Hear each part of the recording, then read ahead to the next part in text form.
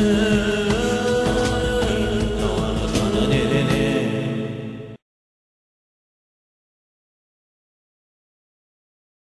vast majority of the people were nowhere near manifesting any divinity whatsoever. And he also stressed another point, that this divinity is not manifested in a time that you are non-divine yesterday and suddenly something happens and you manifest your divinity. It's not a sudden discrete process of crossing a threshold or anything. It happens gradually. You become more and more inclined towards this manifestation of divinity. Finally you become identified with the divinity. Okay? And he, as a practice, as I told you, it's not enough knowing that you are divine. You have to manifest this divinity, and that's a practical process. And there were half a dozen specifics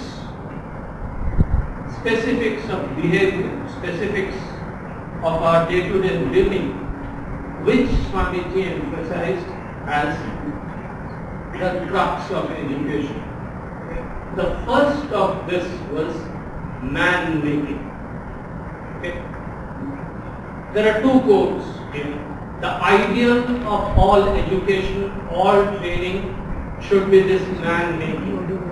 The end aim of all training is to make man grow. The second one says, the science of yoga claims that it has discovered the laws which develop this personality, and by proper attention to these laws and methods, each one can grow, strengthen his personality.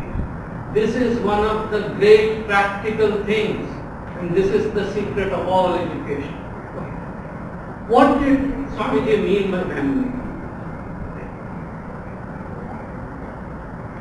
Man essentially has three aspects. There is man the animal, which millions of years of evolution has created. Then there is the man of culture, who is truly human. He is risen from the state of his animal nature, of just going after food and possibly procreation. Darwin's theory says that those two are the only two aspects which create evolution, right? There is the survival issue and there is the progeny issue. So, as long as man is stuck within that frame, is man the animal. But the evolution of man has taken only about 10 billion years. Before that, there were 4.2 billion years of normal biological evolution. The evolution of man, even according to biologists like Julian Huxley, etc., is quite different. It's a cultural evolution. Julian Huxley has called it the psychosocial evolution. It's an evolution of human interactions through speech, through writing, through communication. Okay? Something which the animal world does not. And man has, there is huge difference in terms of capabilities of a cultured man today and a primitive man of, say, the Neanderthal age. Okay? Both in terms of physical, intellectual and spiritual capabilities. The capabilities are vastly different. Okay? The primitive man would be very near the capabilities of a intelligent ape being, like a gorilla or a chimpanzee. Okay? Whereas the evolved man, the culturally evolved man, is far different. How has this happened? It has happened to cultural evolution. There is a facet of man even beyond this, that is the divine man. You see this divinity manifest in the saints. Okay?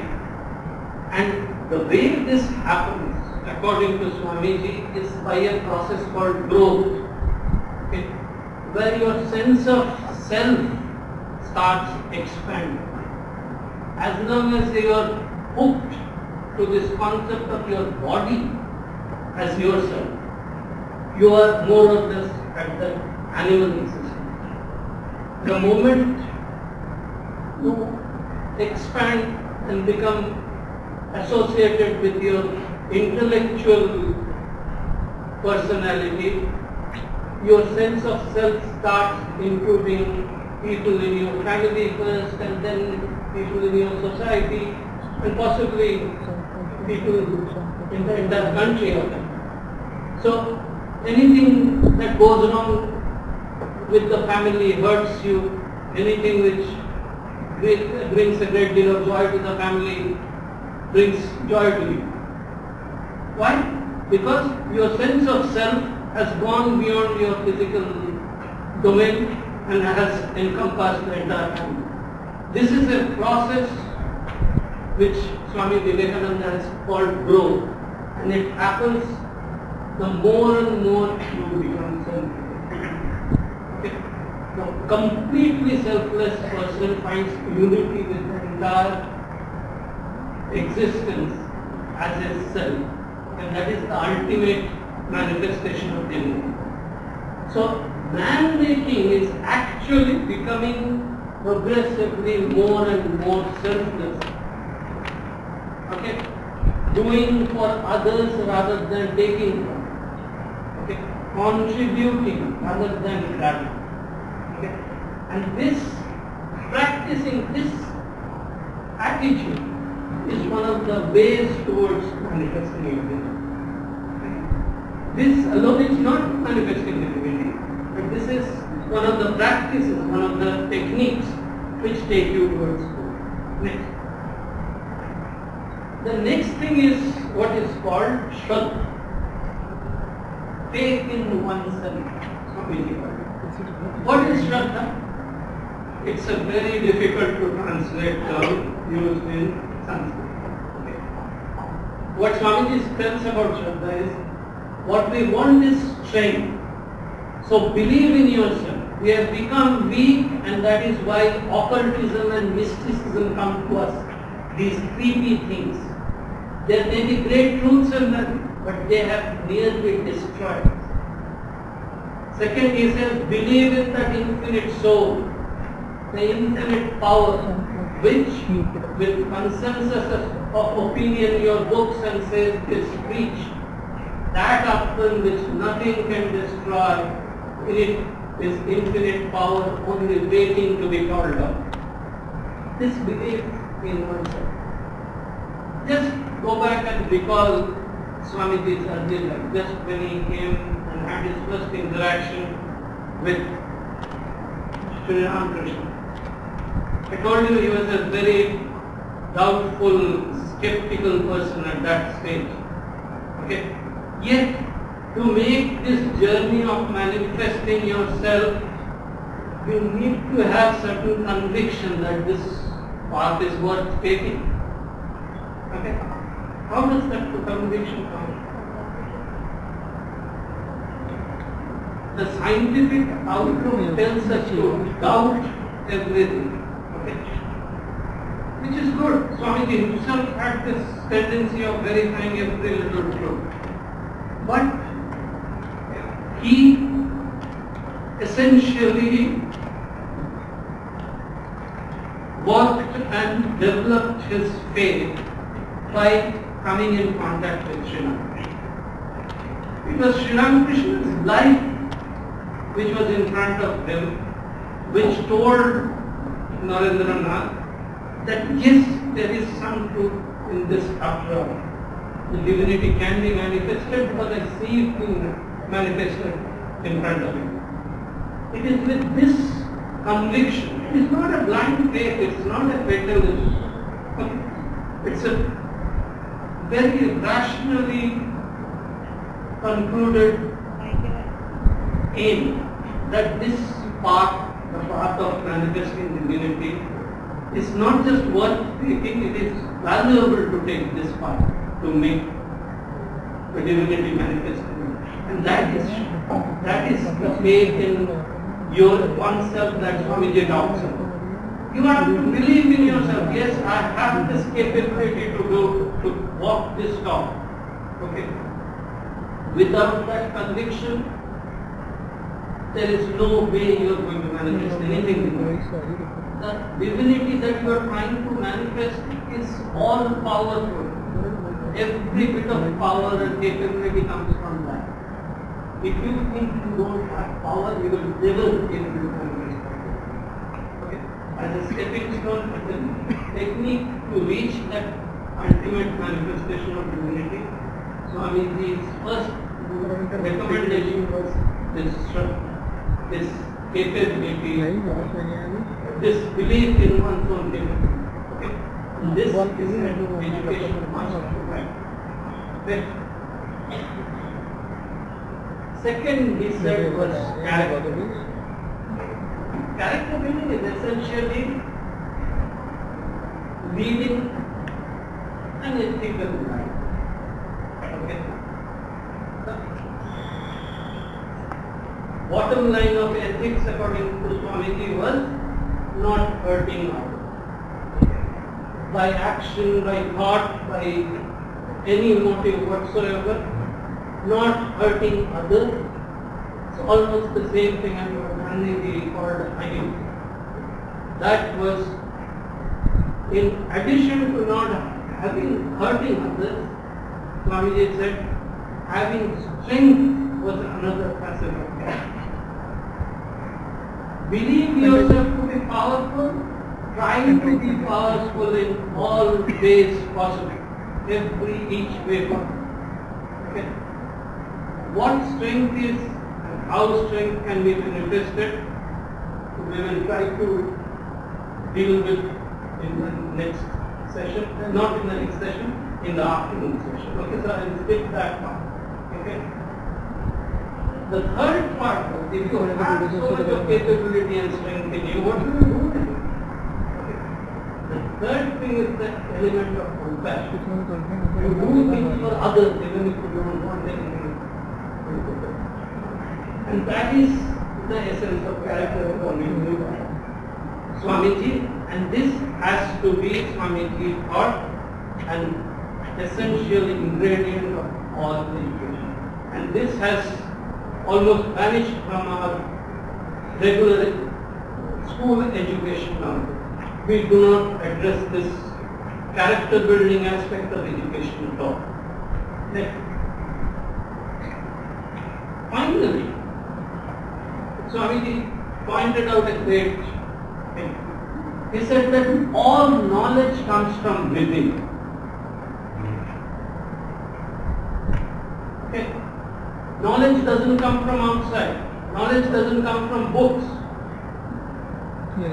What we call knowledge, what we call one knows, actually is what we have discovered.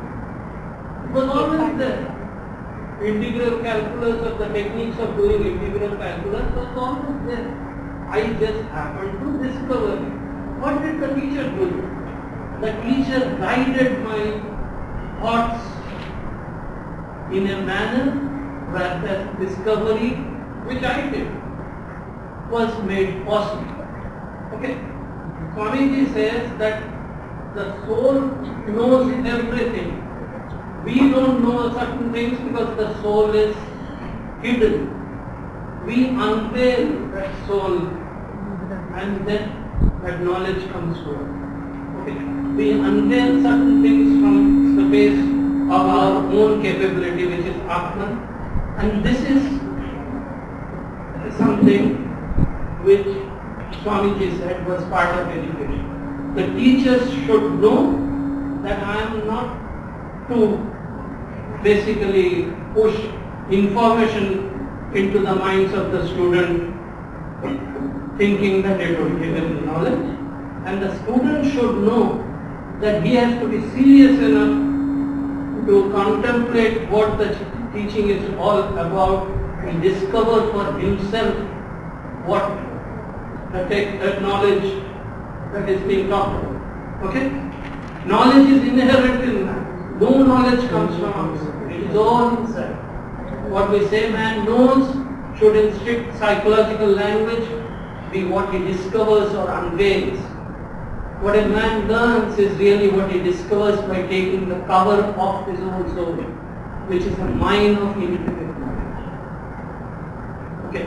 Within man is all knowledge and it requires only an awakening. And that much is the work of the teacher. Okay. So knowledge is not restricted to your bookish knowledge. Knowledge is certainly not information of the book. Internet will be full of the world, entire libraries put together and easy to search and all that, but they will not give an iota of knowledge. Knowledge comes from within. Next. How does this knowledge get revealed? A teacher may try to guide your thoughts towards unveiling that knowledge.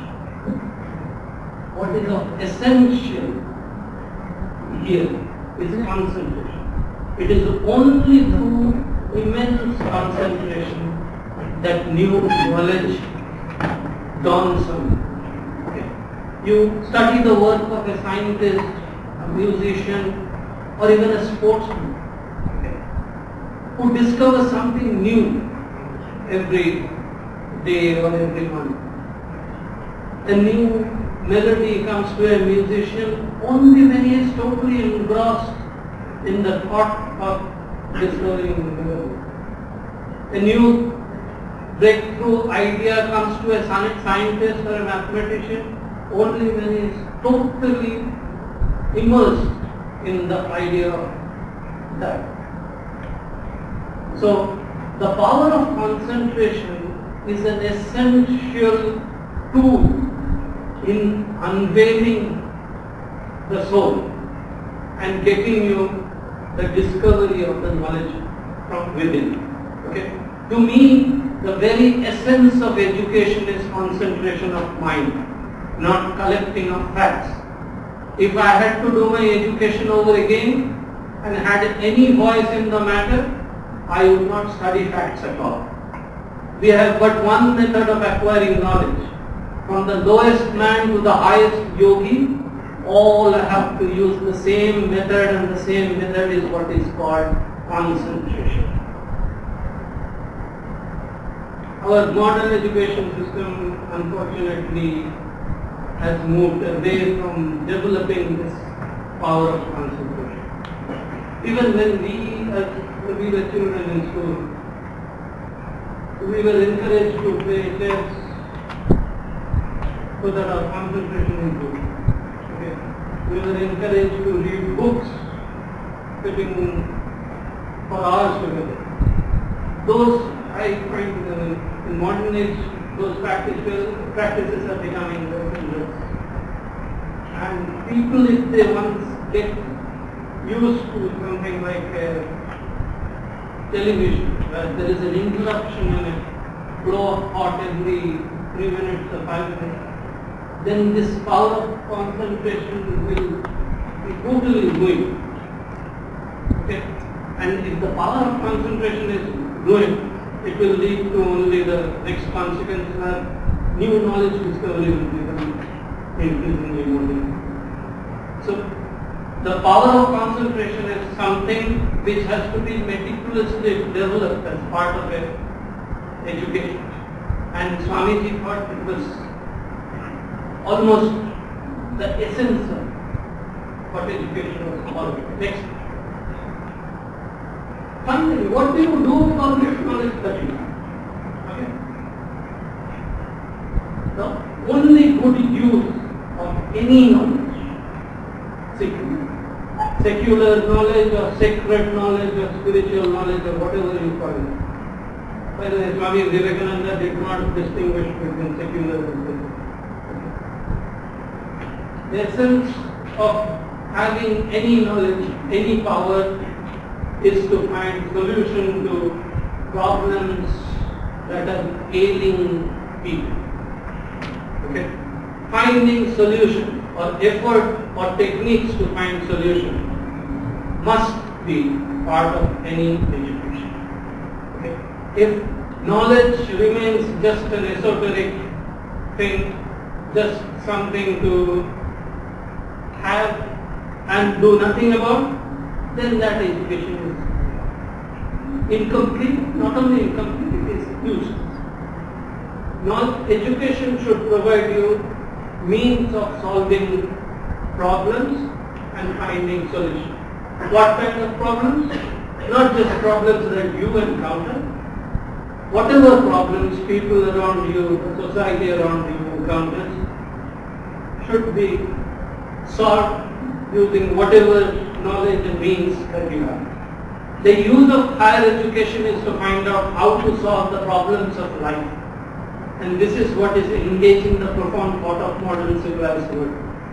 The education which does not help the common mass of people to equip themselves for the struggle of life, which does not bring out the strength of character, a spirit of philanthropy, and the courage of a man, is it worth the name?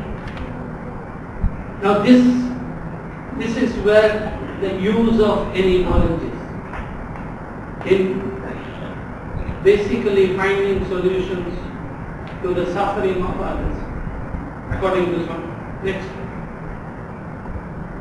Finally, we will sum up. Okay. What Swamiji said about education, first and foremost, is education is the process of manifesting one's divinity. You must remember this when you read Swamiji on education. At the back of every comment of Swamiji is this idea that man is divine and education was a process of unveiling that divinity. Second, it must result in man-making. Okay? When you become totally identified with divinity, you are the complete man, the Purusham Mahantam, according to the Upanishad.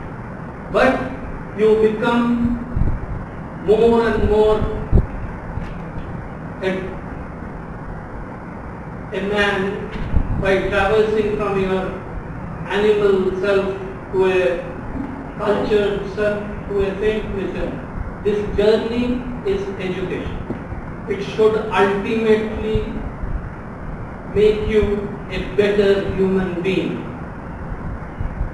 Thirdly, you need immense faith in yourself to start this journey.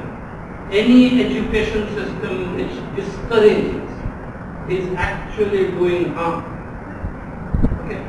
Every child who starts his journey on this path called education must be given tremendous encouragement and must have immense faith in his ability. Okay? Fourthly, everybody should have character building as his primary goal. Character building must have three components: competence, confidence, and compassion. Any character without compassion is not worth this. Next, the main tool available to all of us is the ability to learn, and learning is discovering knowledge from within. Okay? This learning is possible only through concentration.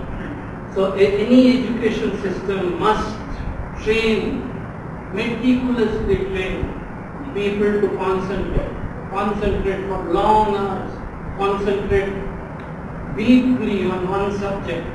Okay? That is the capability that education should provide. And finally, when knowledge comes, when breakthroughs come to your mind, they must be utilized for practical problem solving, finding solutions to problems that are ailing people around you. It is this that essentially sums up Swamiji's idea of education. Thank you. So we will now start the second session. We'll come down from the very high levels spiritual orientation to our mundane daily work. I had never been a teacher, neither at this stage I hope to be a teacher. All of you are senior academicians now.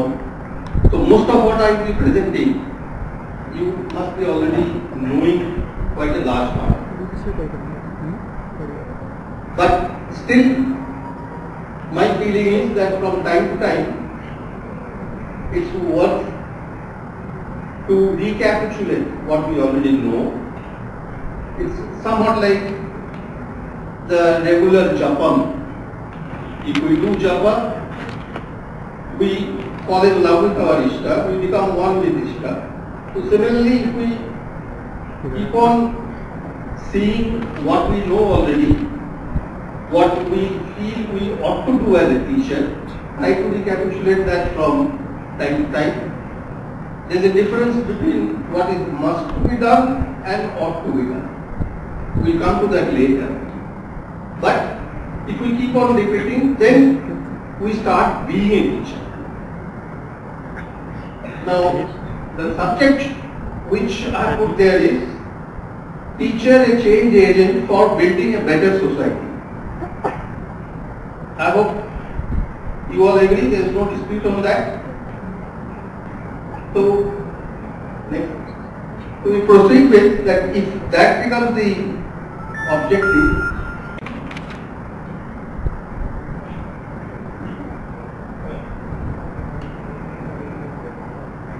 so we begin with what understanding what is our role as a teacher to be that change.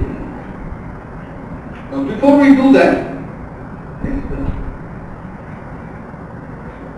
let's try to see what is meant by education. Anyone would like to just, you have virtually told what all I have to say throughout my presentation. Now, just one word definition. Where from using the education word educare?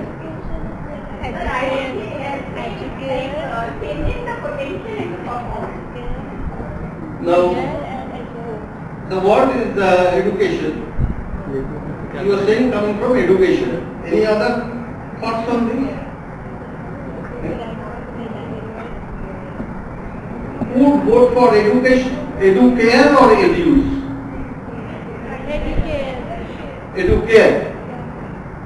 Okay, I slightly differ with this because my perception of educare would be that I take care of the overall total education, which of course I am supposed to do.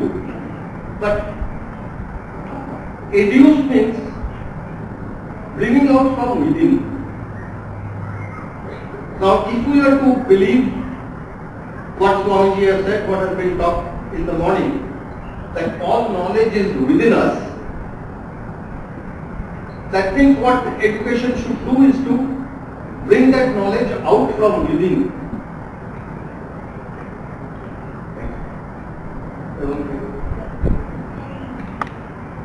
So Swami says, education is the manifestation of perfection already in man. Knowledge is there.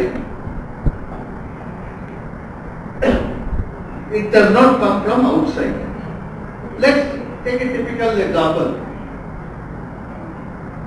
of how the laws of gravity was first discovered. Apple falling from a tree.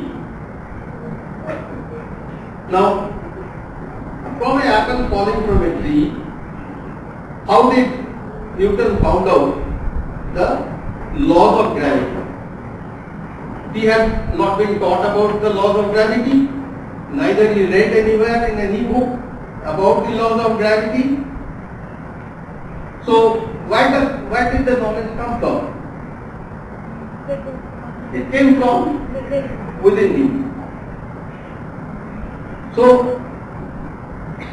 that's how, if you start start looking within you and uncover your soul, this knowledge starts coming up. Swamiji also says, we want education by which character is formed, strength of mind is increased, intellect is expanded, by which one can stand on one's feet. What you were trying to say, or someone from here also tried to say. Next. Now, if we go through our present NCERT efforts on value education or what education should be, it more or less tries to say the same thing, that is to bring about the well-being of an individual and the society at large through character development and all that, which virtually is the same thing as what Swamiji had said. Next.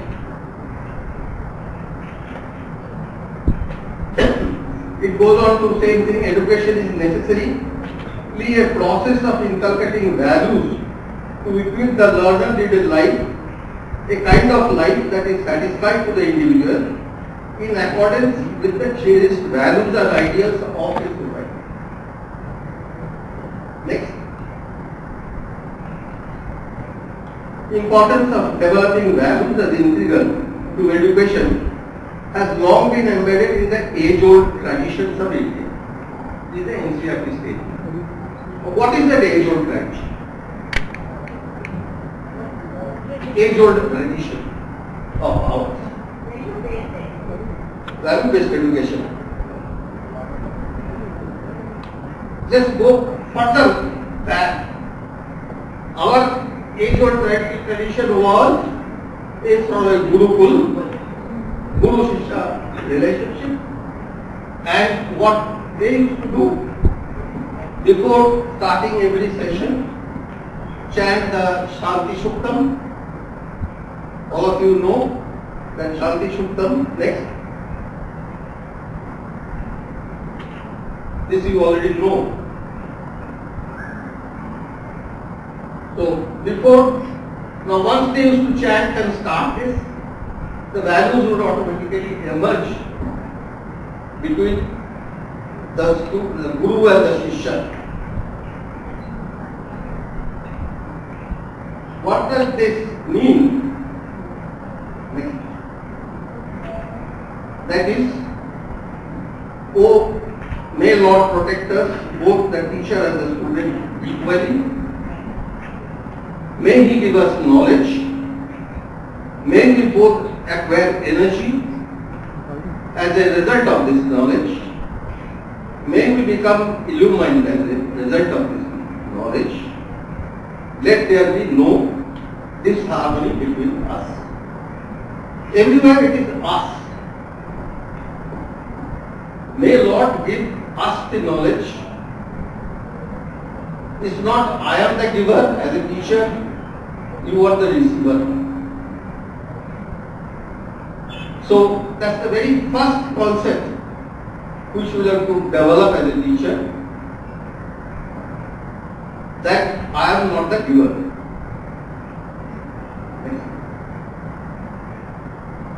Now let's come down straight to what does education do? First, it enables you to have enough skills for your functional requirement. What does that mean? That suppose you are a doctor, so education has given you enough skill to become a doctor. You are a teacher, so this institution gives you enough skill to be a teacher. But the main issue becomes, should this identity stop at functional level? What is your views on this? Is there anything beyond the functional level when it comes to enablement? Anyone?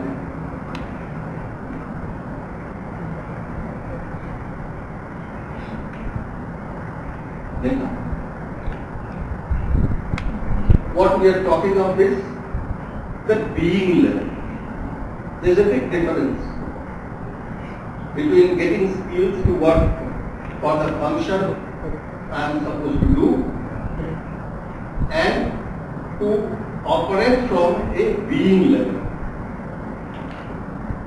Let me tell you a story we should explain this fully. Some of you may have heard this story also earlier. There was a teacher in a school in the United States.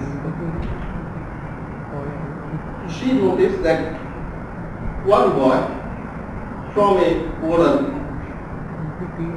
community is not performing well in spite of the teacher trying to help him to her class.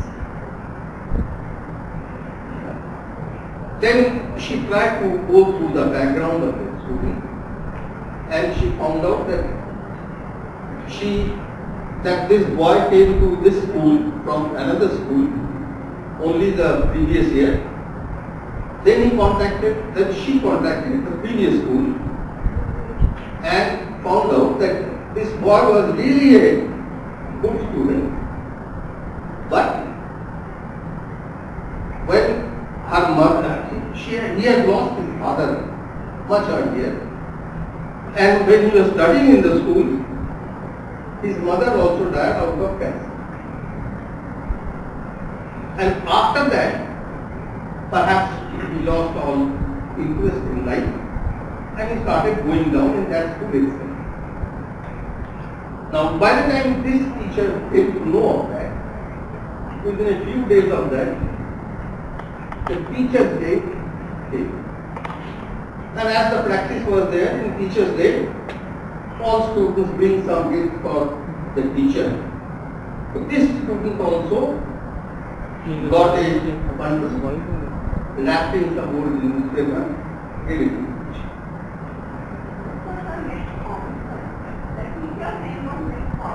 As I told you, you must have heard that. But for those who have known, let me continue. The teacher first opened that package and found out, after taking out the old newspapers and all, there was a half-finished perfume bottle and there was one pen.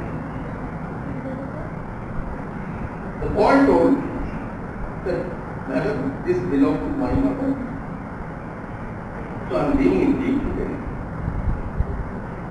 The teacher opened that perfume bottle, applied it on her, and she perfume. And that brought such a change in the boy that it was evident from more or less the next day. He became much more attentive. He did very well. Then he left the school and joined some higher education.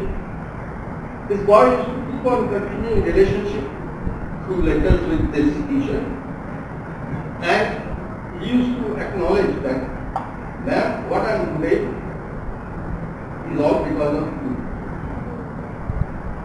So this is what the teacher did not have done that. This was beyond our functional requirement. But when you operate from being level, you have to do this little extra things. And once you do that, it's natural that you will get a much more satisfaction as a teacher than others.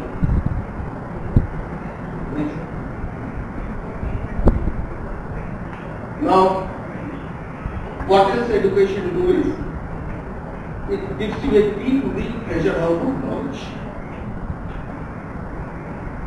It cannot give all the knowledge to begin with, it gives you a key. so that yourself, because the teacher cannot, as told in the beginning, teacher cannot impart all the knowledge. He is for you now to find out the knowledge as you require or as you would like to have it. Then, with both this knowledge and the skill, empowered, you get empowered. And the ultimate of this education or that knowledge is that it liberates you from ignorance. It liberates you from all the fickleness and prejudices and bias which you may have. This is going up in the spiritual this thing until you feel one with the ignorance. Now, that enablement which, this empowerment which I talked of, it has a small problem that unless you develop, you have that values within you, or you develop what is called the Paravidya, the empowerment can become dangerous. You can be empowered to become a Hitler or a Mussolini, or you can be Mahatma Gandhi or Vivekananda or Sri Aurobindo, what are there. This change takes place through the Paravidya or the values which you become. This we already touched slightly. Philosophy of education is that no one can be taught by others. Each one of us has to teach ourselves. The teacher can only offer solutions which allows the interest in student to work and understand new information and assimilate. Okay. The teacher should be a facilitator only. Next. We can supply glowing seed with air, water, fertilizer to make its body strong, but your work stops there. The student has to take with that key to knowledge which I talked of, develop and generate his own knowledge. Okay. The teacher loses the student as soon as he or she thinks that it is he or she who is teaching. Okay. So ultimately it comes to change the role from being a provider to an enabler. You are an enabler or a facilitator.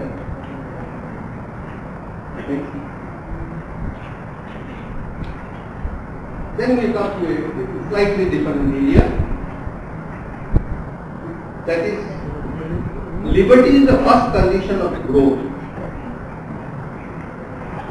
Today our teaching method is such that liberty is gone from the student's life.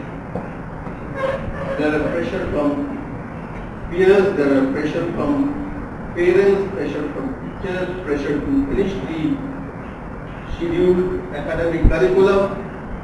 The freedom is just doesn't exist. And as long as the freedom is not there, he or she cannot grow. As Deva should have put it in the beginning, that the result of space being not provided, it will become that in future new discoveries, new inventions will not be there, because your mind doesn't get now next.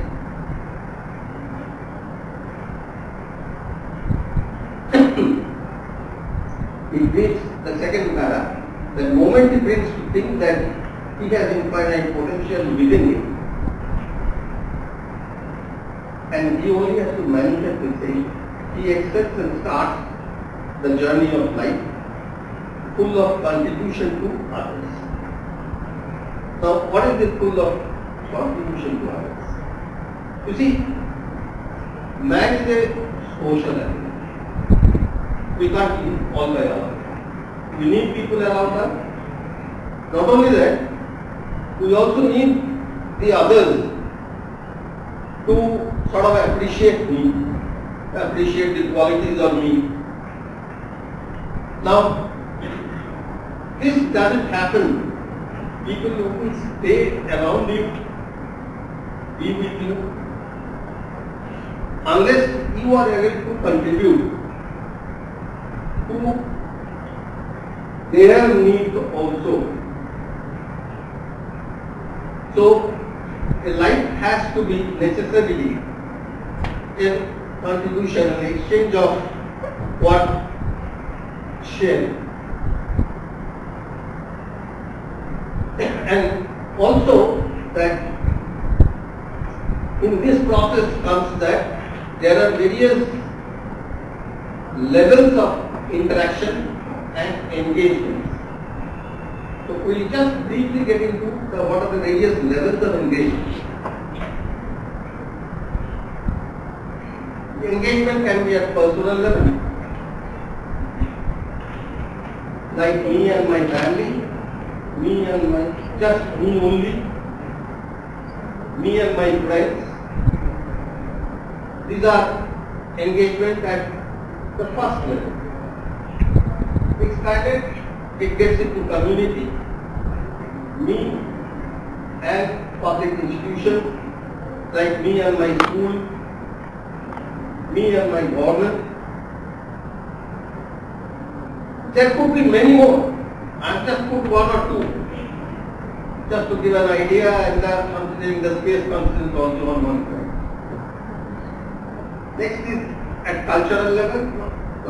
Next is at cultural level. That is me and my religion or religion of people or the society, various types of religions which all around me people are following. Me and art. Further expanded, it gets into social level, that is me and global challenges, environmental issues, ecological issues, so they become then at social level. So there are various engagement levels,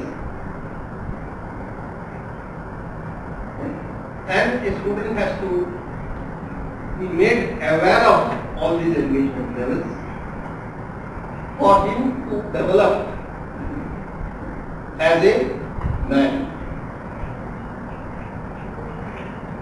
So education should be such that students are able to see good, love good, do good, and grow into a mutually tolerant citizen. This is the NCERT say. Schools should look for building the foundation for lifelong learning and promoting human excellence and making the world a better place, not just for oneself, but one's family, friends, and others. Next. Now, all this, what we have been talking of, was leading to ultimately what we call enlightened. There are, as you know, there are two types of citizens can be classified as two types. Political citizens. I am born in India, so I am an Indian, I am a citizen of India. There my liability stops. Of course, all the time I am worried about my rights. That because I am a citizen of India, I have this right, I have that right. I have a right to education also, which is coming. But enlightened citizen means that besides rights, I must also understand and appreciate I have responsibilities with relation to the engagements that we just talked of.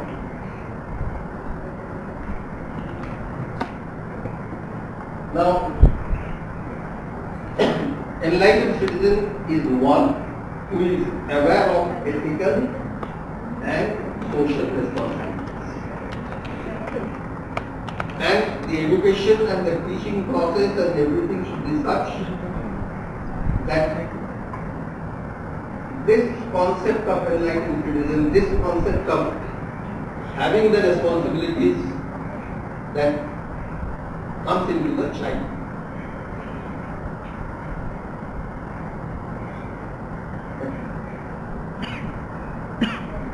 Now, today's education prepares one to compete, but not globally. Now, can selfish competition lead to a sustainable growth? There is a saying by a famous philosopher that world has everything what you really need. Whatever people on this earth need, world has enough for them. But it becomes short when the needs change to greed. So, this selfish competition leads to greed. And the moment it changes to greed, then it doesn't remain sustainable.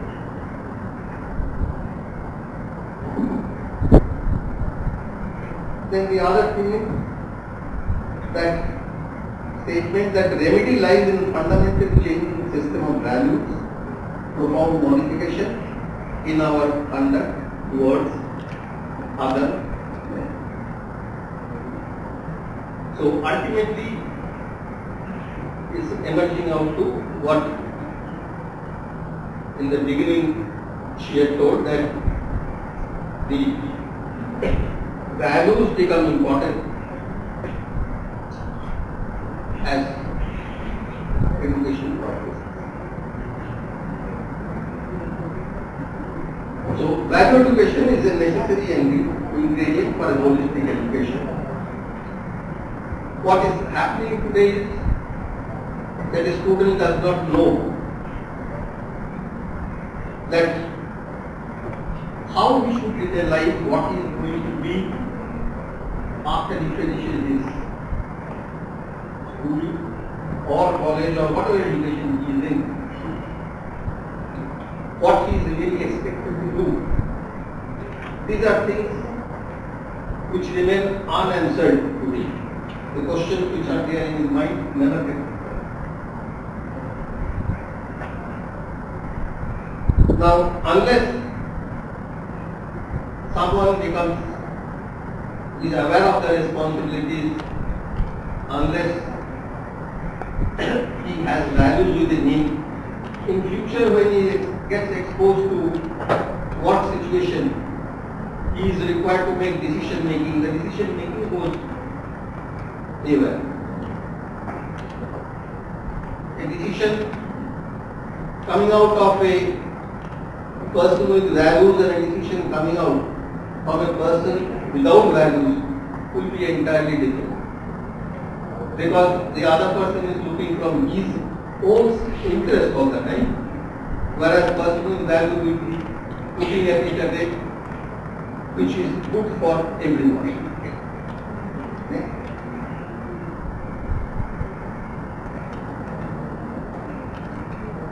These are some policy statements of the government, and it also says in the second para that if we exclude spiritual training in our institutions, we will be untrue to our whole historical development. Morning he had said that religion is the backbone of our life. That's a history. Talking of history, let me give you another small incident. when someone told me. There was a small island near Perth in Australia, where very probably 200 people used to live in that small town. Now, when a visitor went there, he found that in front of every house there is a wooden placard written that our future, our past is our future. Whereas in India, more or less as of today, we are being taught that our past is ignorable. Forget it. See what the Westerners are doing, follow it. Now, when in Australia, where migrants from all around the world have gone and collected, who have a history of perhaps 100, 200 years, they can be proud of their past, but where our past is more than 5,000, 10,000 years old, we are not remembering that past. And this change has to come from the teaching side only.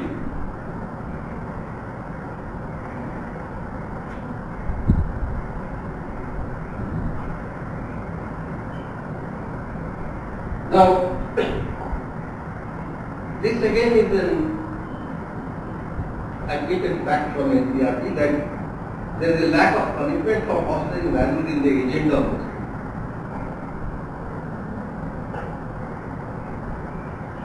How? Because we lift this as an extra activity. There is an activity teacher who is responsible for organizing some value programs once in a while.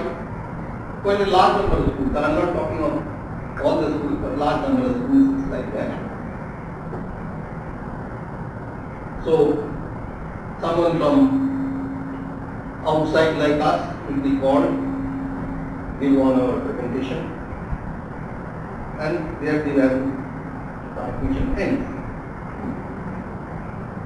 Okay.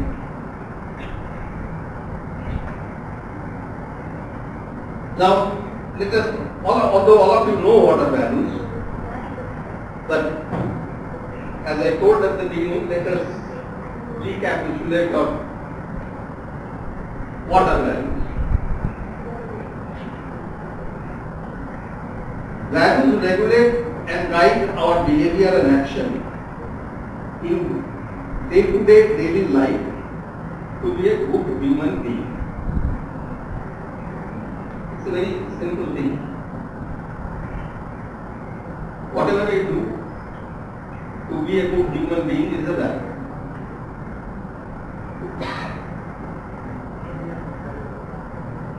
Generally, value refers to being following truth, happiness, peace, etc., etc.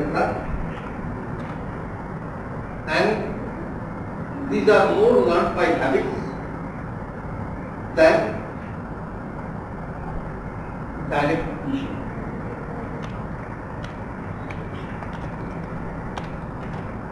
Some of you may have seen the one recent advertisement in TV.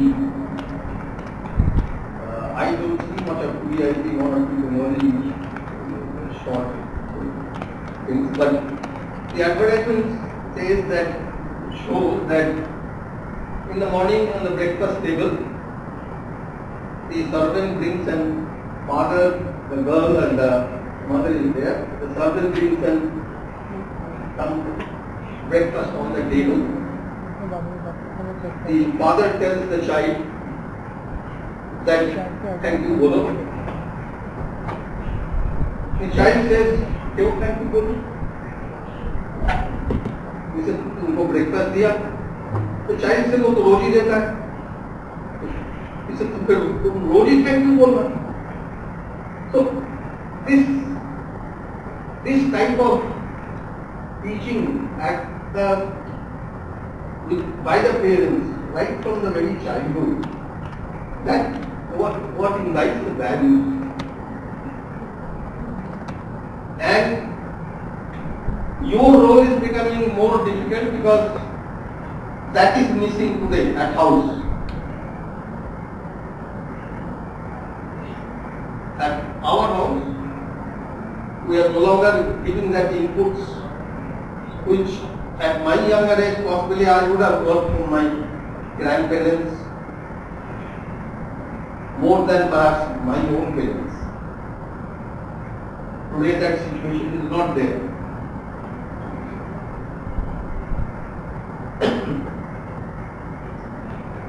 And how do you understand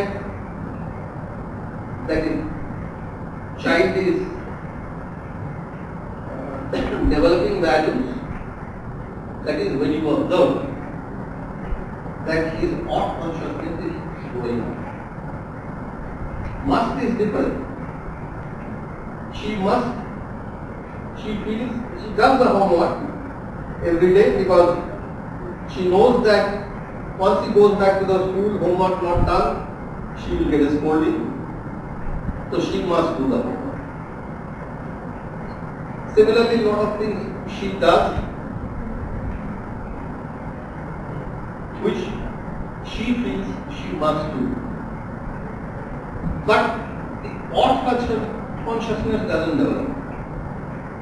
That whether he gets a scolding or not as a student, because I am a student, it is my duty to read and I ought to do it or I ought to complete the homework.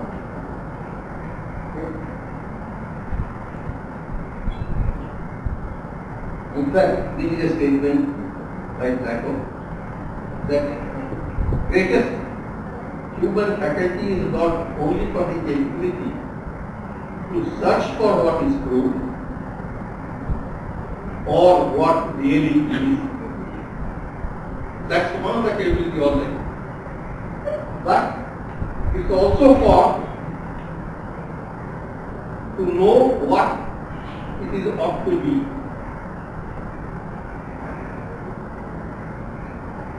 That's the main capability, a major capability which all the human beings have been given. These are some value factors for monitoring. If you are following values in your school and if you want to monitor, if you want to give some grade or marks for values to the students, then the areas to watch for are just some of the areas to watch for are that is responsibility towards self-development, towards work, duty, initiative, self-discipline, cooperation, team spirit, social responsibility, then the awareness of constitutional values, respect for national days, respect for our heritage, which we just discussed, appreciation and respect for cultural diversity. We have a huge cultural diversity within our country, but we must appreciate someone else's culture and not make fun out of it. Next. Love and care for family, society, respect for others, how a student responds to me as a teacher. These are all things which you can watch if you are really going for value education seriously and grade the boys and girls. Now, the other thing is compassion, which we have already talked of in length. But let me give you my own experience we were conducting a competition in our tuition, wherein one small, we had asked the boys to write out of many other things, one small write-up on a topic that have you helped someone in your life? Why did you do on that occasion? Why did you help? And what was your feeling after doing that? There were about 200 students present. All of them practically wrote that I was going back from my school to home. I found a beggar on the street. I gave whatever money I had. Or I found a old man at the bus stop. I just helped him to cross the road. And it was very apparent by reading those answer papers that those students of class 10 or 12, none of them has come across a situation where they have really bothered about helping someone and getting the pleasure out of doing that. They have to write something, so they wrote.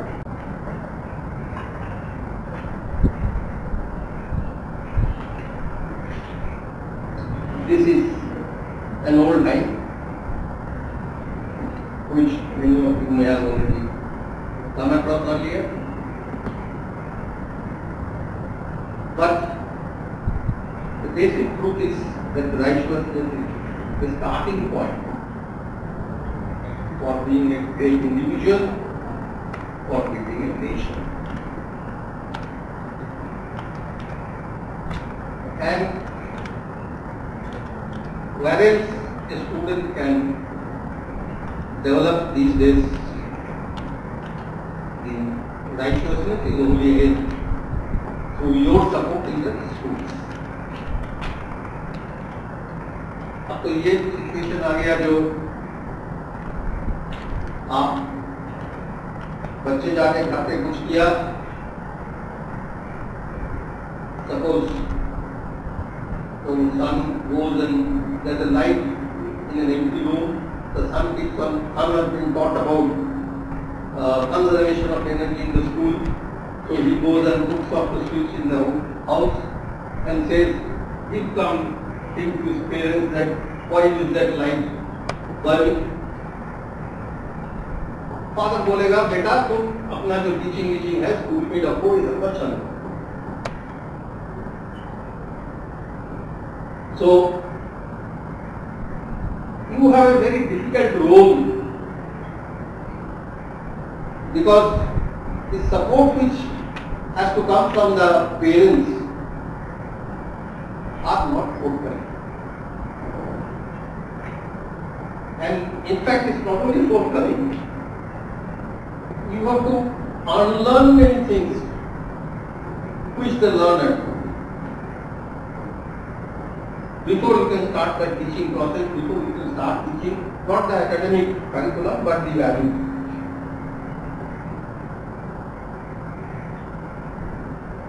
One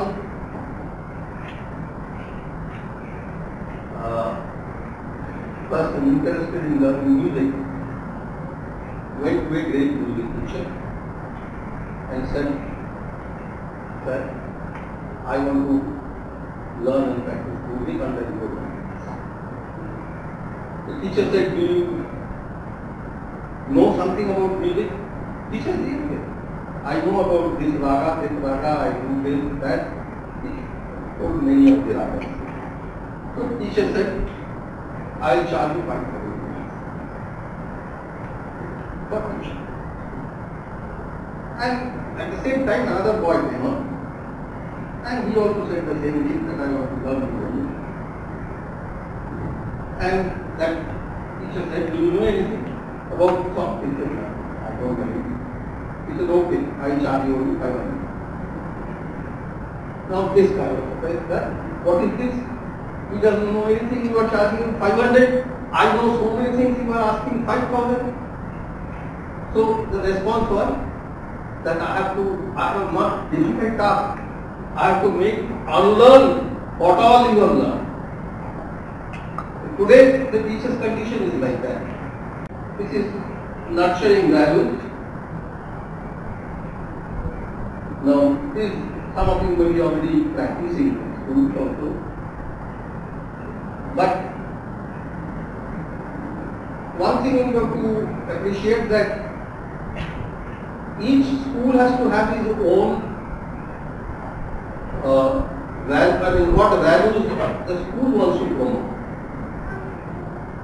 Because what perhaps you can attempt to promote in a Amity International School, you cannot attempt to promote in a Indian school. So, you have to structure your or design your value education program accordingly. Your monitoring system, everything has to change. That is one part. Of course, there are two approaches again. One is a direct approach of teaching through maybe various activities. It's not a regular book material teaching. But there are others which today NCERT or government is talking about is the whole school approach. That is your physics, chemistry, maths, everything. Teaching values. The books you select, they give values. So then it becomes a whole school approach. Next.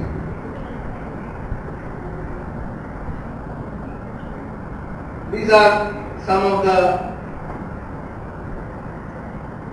methodologies. Some audio video presentations, making them do something of values, that is, suppose you give them a workshop as to water conservation. Let them do some work, as you see here outside, it's being put on a drawing paper, cut, paste, many things, and prepare a poster on, say, water conservation. These are some exercises, role play, stories, examples of people of eminence. So there are various ways of doing it. But what I find is that, again, when you get into doing this, many schools I have seen who are doing it just for again, for the sake of doing, for the sake of completing the curriculum which they have been given. And today, I don't know how much the teacher is aware of, but we who are not teaching but we are outside, I see, for example, I see my granddaughter.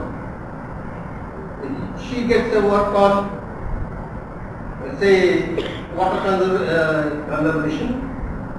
She will only come back, straight away go to the computer, open Google, open some articles from that, just pick up few tidbits from here, there, take copies, print, cut them and put it on a piece of paper, her homework is done. She was asked to write an essay on a similar topic, came and did the same thing. The essay was supposed to be written on Hindi, but in Google she could only download on English. So she even used the Google translator to translate. Thus, what is inside here is just not used. And if you stop using this from the child, she is only in class 6.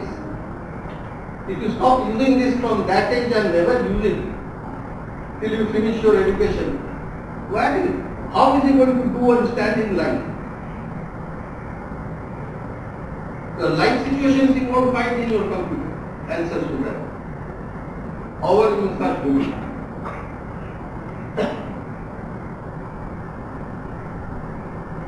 These are again things which you were telling that mind has three fundamental things which education has to take care of. First thing is cognitive, which we do in our education system generally. That is knowing, thinking, relating to past, present, all that.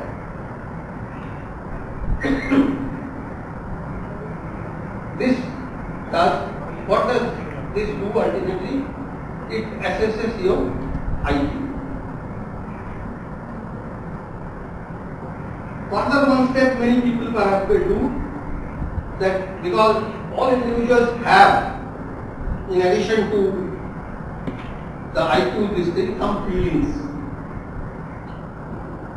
which becomes the portion of affective, which we generally do not touch, but some foods will be trying to touch. And assessment of that becomes the emotional quotient. These two have come about more in the West today now, in the Western philosophy. But the last thing, the first two is all right, but the last thing which is connective, that is doing and being, which we talked of, that you operate from being level, and that you can do only when you start manifesting your own, what is within you. And that brings in the concept of spirituality, or what is called today as spiritual quotient. Now, unless these three things are touched in an education system, particularly unless the SQ quotient is touched in the education system, no amount of effort to put in value we can do. We try to touch success separately in the afternoon. But basically, each one of them has to understand that success lies within them. It doesn't come from. And unless the success comes from within, that is when you really understand what success means, you will never get proper success, or what will ultimately lead you to peace. Today the so-called successful people, that means moneyed people, that's what each student looks. When you say success means someone like Dhirubhai Ambani or having an IT lab, that's what is success. But unless the success comes from within, the peace also doesn't. There is this piece reminds me of a small story which I told today, and very briefly tell.